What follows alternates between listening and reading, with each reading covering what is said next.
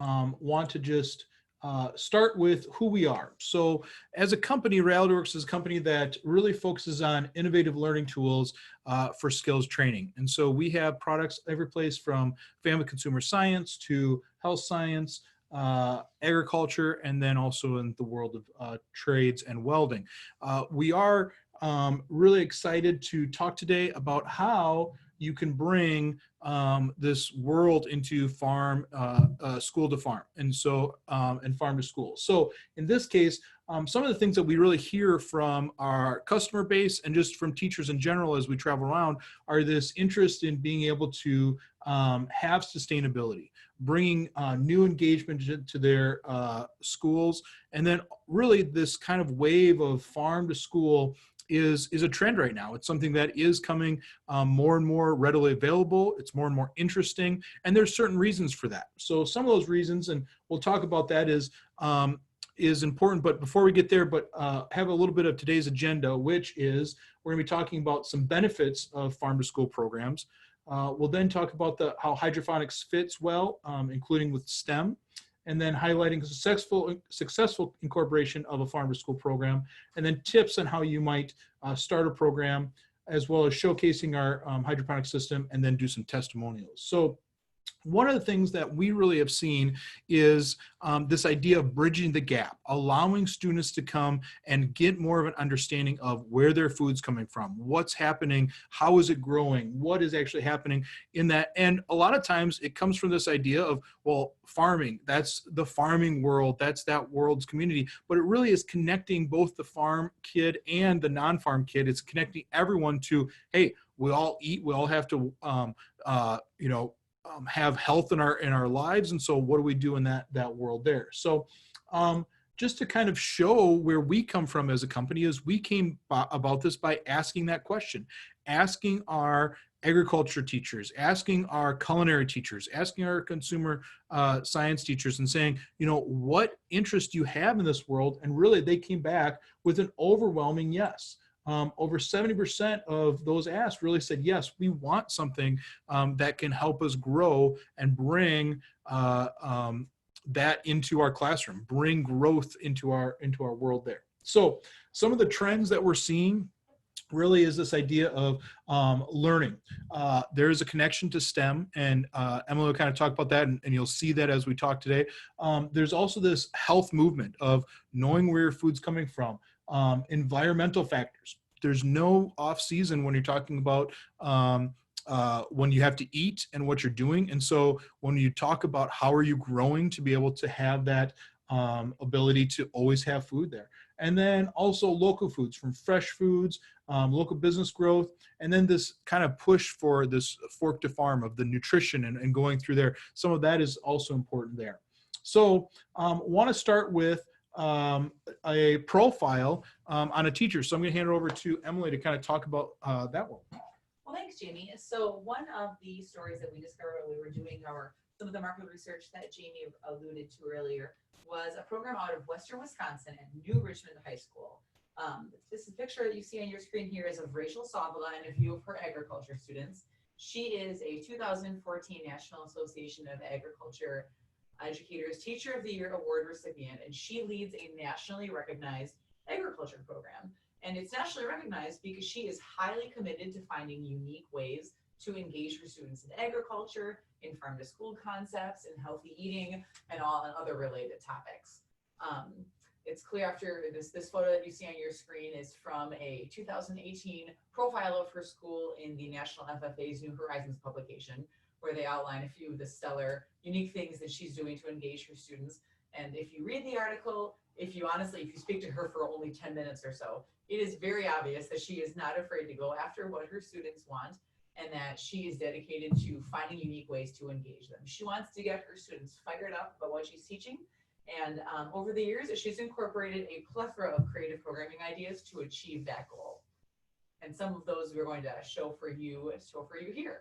For instance, she coordinated with a local biologist who actually came into her program, visited her classroom a few times, and helped her students grow over 40,000 native prairie plants, which they then worked with that same biologist to plant and return into local prairie beds. She also worked to purchase an old residential home from the city of New Richmond, where she worked to establish a 20-acre Student Opportunities with Agriculture Resources, or SOAR Educational Center. And that's what the picture you see on your screen now. And at this center, the students work hard to offer a variety of hands-on learning opportunities in all aspects of farming and food production.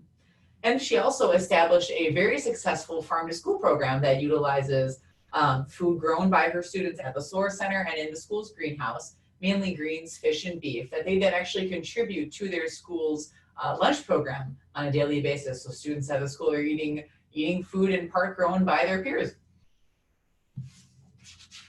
So why that interest in farm to school in particular? When we talked to Rachel, and when we asked her why she considered a farm to school program, she named a plethora of the reasons that I think those of you listening now would find important as well. There's obviously a plethora of benefits to programs like these, including the support of local farmers and ranchers, fishers, and all those food manufacturers locally.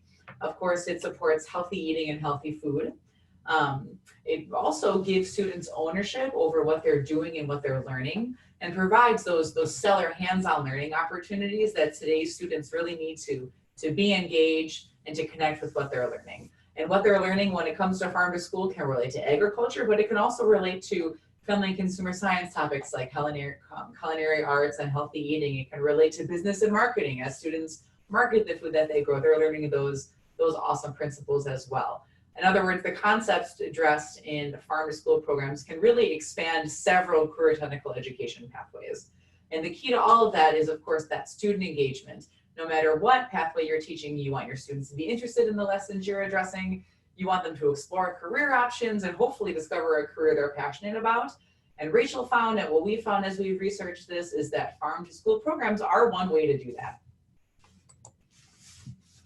So one unique thing about Rachel is that she has been teaching at New Richmond High School for almost 20 years. So she's worked really hard over the years to earn the support of her community, her administrators, and her students. And consequently, she's a great source of information for teachers looking to implement farm to school programs and other creative programming ideas, ways to engage their students. She shared some core tips with us that you can take and apply to any program you're looking to develop, whether it's a farm to school program or something else entirely. And we'd like to take a few minutes to share those tips with you now. So the first thing she said, of course, is the number one step you want to take is get the backing of your administration, but be stubborn about it, according to Rachel. And according to her CTE administrator, who we talked to at length, said she was a bulldog when it came to asking for what she wants. Share your ideas, be prepared to answer questions about money, do your research, and be able to say you've got leads on grants and leads on this funding source and that funding source, but also don't give up. If the initial idea gets denied, don't hesitate to reconsider it from another point of view. Persistency is what has helped her establish this stellar program over the years, because she's willing to go back and ask again. Another tip that Rachel has shared with us is to always have a 5-year plan and a list of things you want and need. And she provided several examples of how that tactic has benefited her over the years. One major one was that about a decade into her teaching career, at New Richmond High School, the city passed a $93 million land and building referendum that resulted in, among a bunch of other things, a new high school. And Rachel was asked at that point, how would you like to expand your program? What changes would you like to make? Well, she quite literally reached into a folder and pulled out a list that she had already created and been updating over the years as she talked to students and learned what her students wanted and needed and would have liked to explore had they had the facilities or the tools. And she was able to turn into her administrators within a very quick amount of time the data and research and funding information that backed up her desire for a bigger greenhouse, for fish tanks, for aquaponics tools, all things that she had learned over the years that her students would like to explore if they had the tools again, that there was interest in, that there were interest in, especially from students who maybe weren't already in her ag classes, but might register for them if that particular kind of course was able to be offered. Another tip that Rachel has provided us, Jamie's getting a little ahead of me here, was giving her students ownership.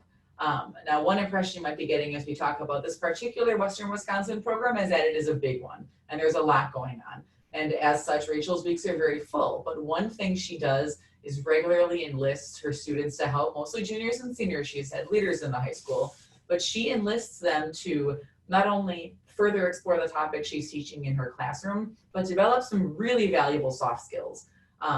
For instance, grant writing. Of course, a lot of the things that she does requires money to achieve. Well, she enlists the team of students to help her with that grant writing. She has a core group of students who are getting some very valuable hands-on experience doing the research, doing the writing, the follow-through, even the writing of thank you notes from donations and funds that they are able to secure to get funding for her program. But then at the same time, they're able to see the benefits of their labor. They can see the immediate impact on the job that they're doing and their work that they're putting into it. She also lets students run with their own project ideas. And in fact, the idea for the SOAR Center that she developed, that 20-acre establishment that was developed on a former residential house in the city of New Richmond, was the idea of one of her former students. According to Rachel, she had originally talked about only building a small farm, and one of her senior students, as his senior project, decided to come up with the specs and the requirements for the entire center, which he then, with a little bit of help from Rachel, pitched to the school board and won their approval for. Rachel also conducts a greenhouse management course where, for extra credit, she actually turns over the greenhouse, which you see pictured on your screen, to a team of students who, for extra credit, are completely in charge for that semester or year, whatever their hours require them, as far as maintenance and care and tracking product and tracking plants that are coming in and out, and really doing what actually is required to keep the greenhouse running. And again, can't emphasize this enough, every single opportunity those students have to dig a little deeper into what they're learning and the projects that they're in charge of allows them to become a little more engaged, take a little more ownership in what they're doing, and learn those valuable soft skills as well as the core ag skills that Rachel's already teaching. Last tip that we want to share from Rachel as far as implementing a farm to school program or any other creative programming idea that you have is get that community buy-in.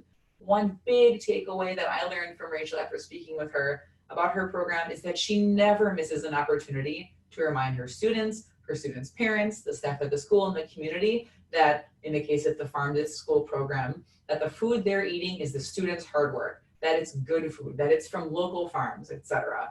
She promotes the lessons her students are learning, from food production to the business principles of sales and marketing, at every possible opportunity. She's on social media. She's constantly submitting articles for the school newspaper, for the school's website, for local news media. No moment, according to Rachel, is too small to report, even if it's just that students contributed a single pallet of microgreens in a given week. And of course, that buy-in in turn motivates her students to continue working hard because they know they have customers and they know their hard work is being appreciated. Now, these tips, of course, are very agriculture program focused, but whether you teach ag or family and consumer science or a different course, you can apply these tips that you see on your screen here to any big program that you're looking to implement. So with all that said, and you said over a 20-year span that she has done that, it's one of those things too where we really hope that people who are listening to this kind of thing too, is it's kind of that question of, that might be overwhelming for some, but it's kind of like that quote of how do you eat an elephant? It's one bite at a time. And so it may be something where you can't do everything that Rachel's doing, but you take a little bit at a time, and then all of a sudden you are surprised with what you can see and what you can do in that world. So part of that too is then the question of how we are looking at this is also what can we do to help as a company within this world of really the farm to school look here. So one of the things that we have is we have brought out 2 different hydroponic systems, allowing you to grow right in your classroom, right in your greenhouse, right in your hallways, any place in your school that you can plug this machine in. You can actually grow lettuce, microgreens. You can grow a lot of different types of produce in these systems. So our first one here is the plant producer hydroponic system.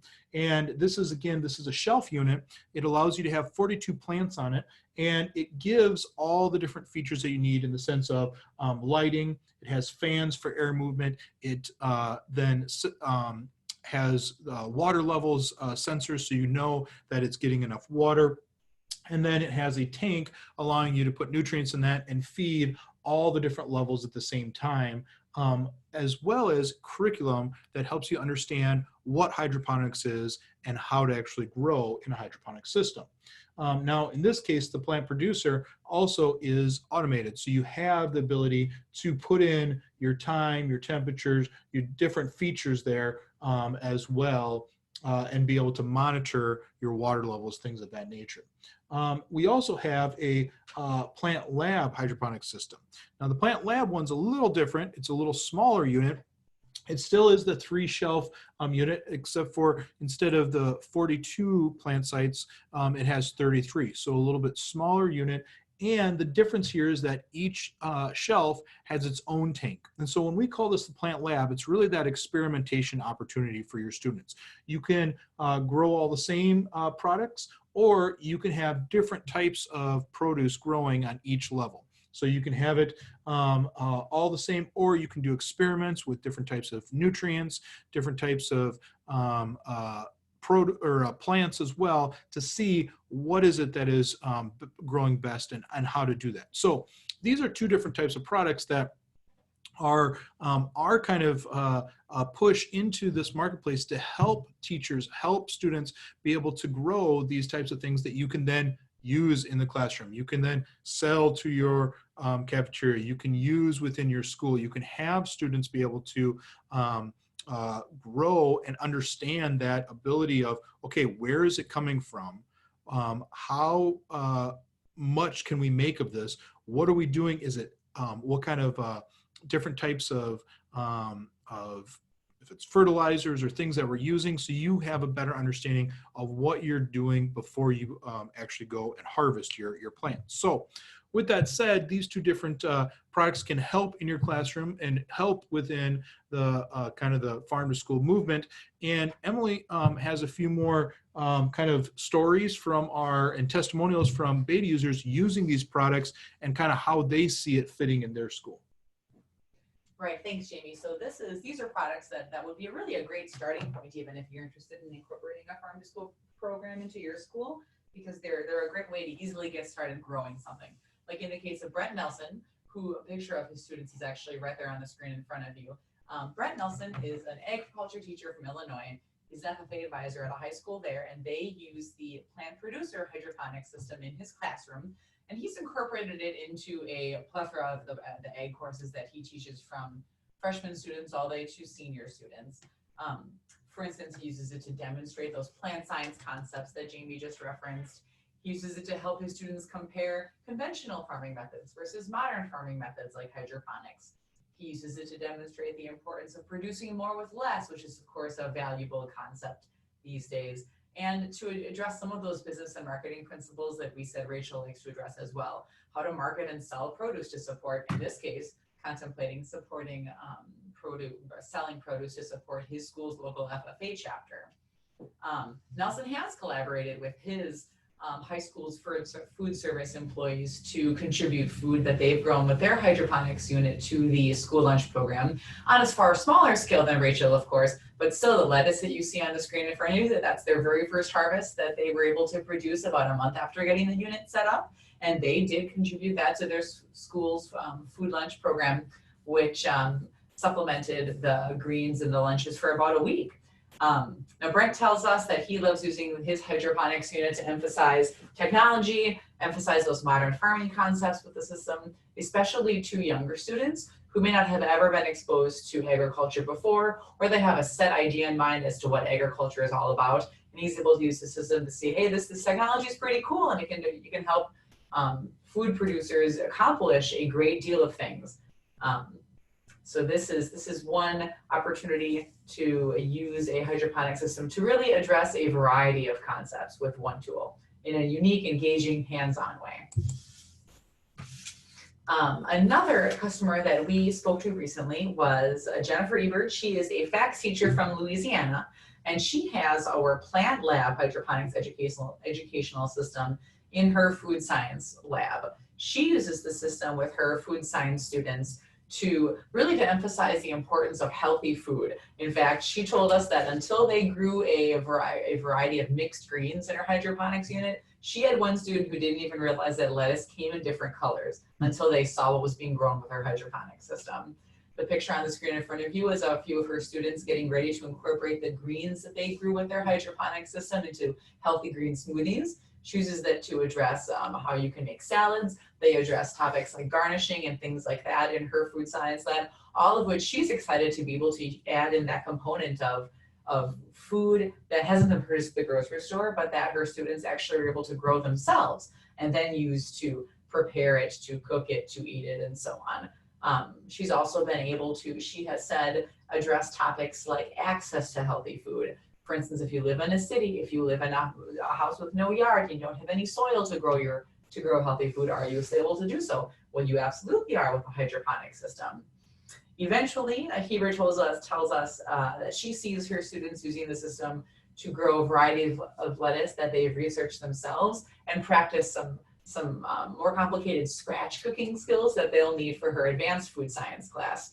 And she really hopes to turn that system into an autonomous project, one that her students can take on from start to finish, develop some of that ownership in what they're learning that we talked about earlier, growing them food themselves, creating their own recipes, and of course, learning a variety of important life lessons in the process.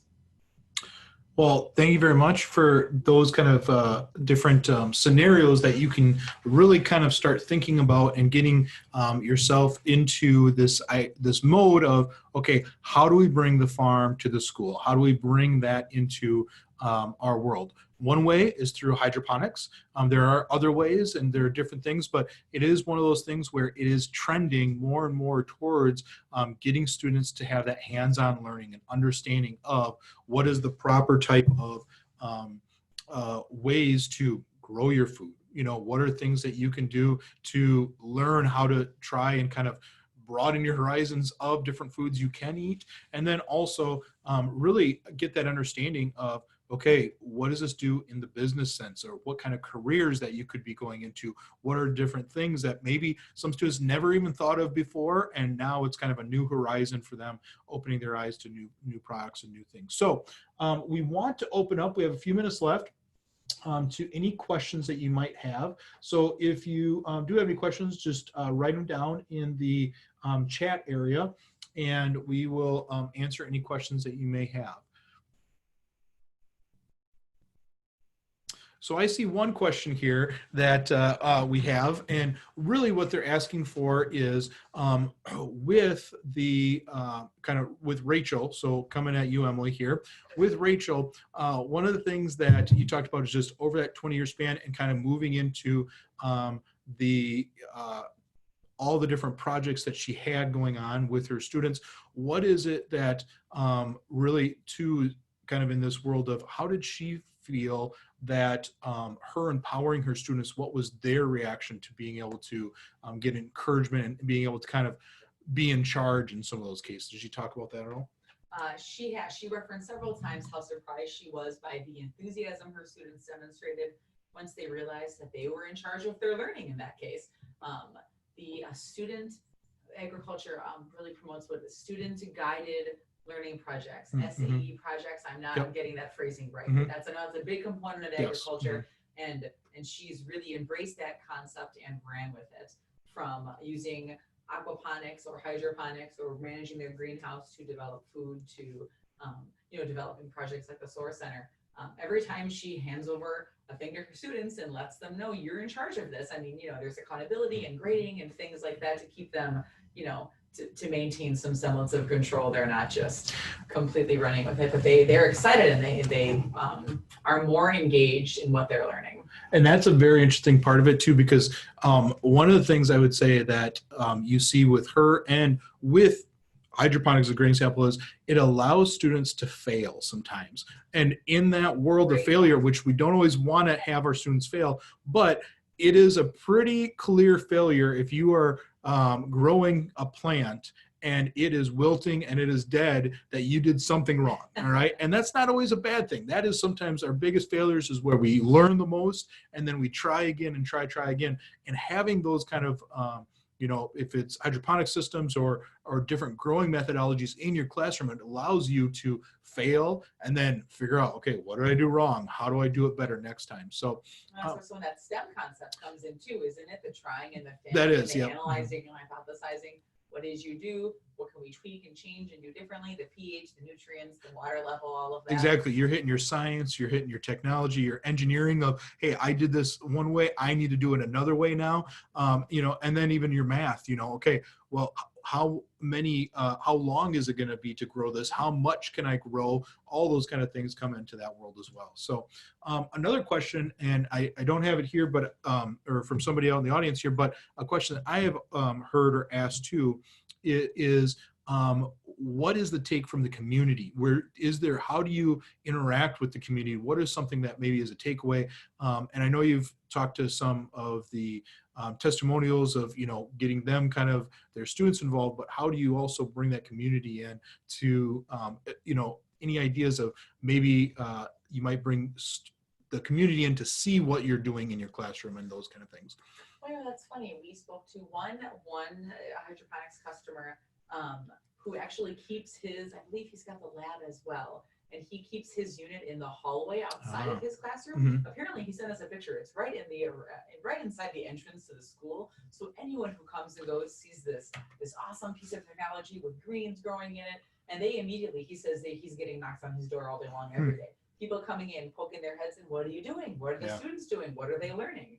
And every time someone sticks their head in, that's an opportunity for him to do what Rachel recommends, right? To promote your program, to spread the word, to generate attention as far as the concepts that you're teaching. What a great way to get both community and students excited or interested in maybe, getting your class sizes bigger and having them kind of see like, hey, whatever's happening here, this is interesting. I want to try it. I want to go see it. So what a great promotion, like you said, for your classroom and for what your students are doing. So that's a great piece. And those are the kind of things that we hope to help out with our hydroponic systems, with giving some tips that you, the teachers, are doing in your classroom and helping with. So we really hope that today this has been helpful to you, and we thank you for taking the time today with us, and hope that if you have more questions, you can always contact us at realityworks.com. You can go online and see our products. You can interact with us as needed. If you have questions, we always want to be helpful with what we can do to support you in the classroom. So thank you for this time, and we hope you have a great day.